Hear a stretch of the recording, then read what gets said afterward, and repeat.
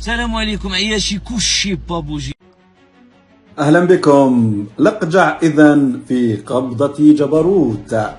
لقد أصبح إذن في قبضة جبروت. هذا هو حال فوزي لقجع الذي حولت مجموعة الهاكرز لياليه هذه الأيام إلى بيضاء، وهو ينتظر الكشف الكبير عن ملفات الفساد وقضايا أخرى خلف الستار تحصل عليها القراصنة وهم يخترقون الجامعة المغربية لكرة القدم.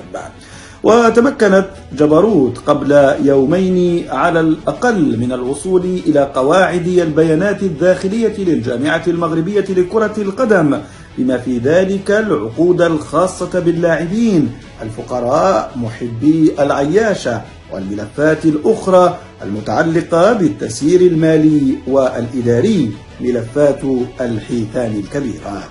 الكنز الثمين الذي بحوزة جبروت سيمكن ربما من معرفة الطريقة التي هيمن بها هذا الرجل على دواليب كرة القدم في المغرب، وكيف حول الكاف أيضا من خلال الصندوق المالي الأسود إلى ضيعة يعمل فيها الحكام الأفارقة لحسابه ولحساب الفرق المغربية فقط.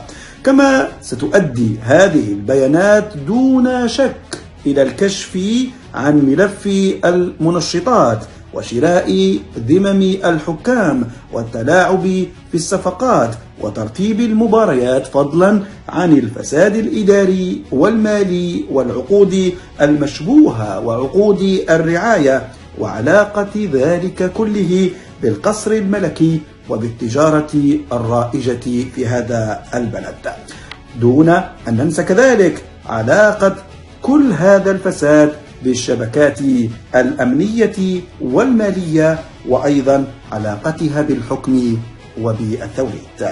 تكاد تنتهي إذن مهلة جبروت، وبعدها سيكون لقجع أمام خيارات محدودة جدا: ولادة قيصرية لفرح مشكوك فيه، أو لقب زنيم تم شراؤه بالذمم، وأيضا بنشوة الحيمن.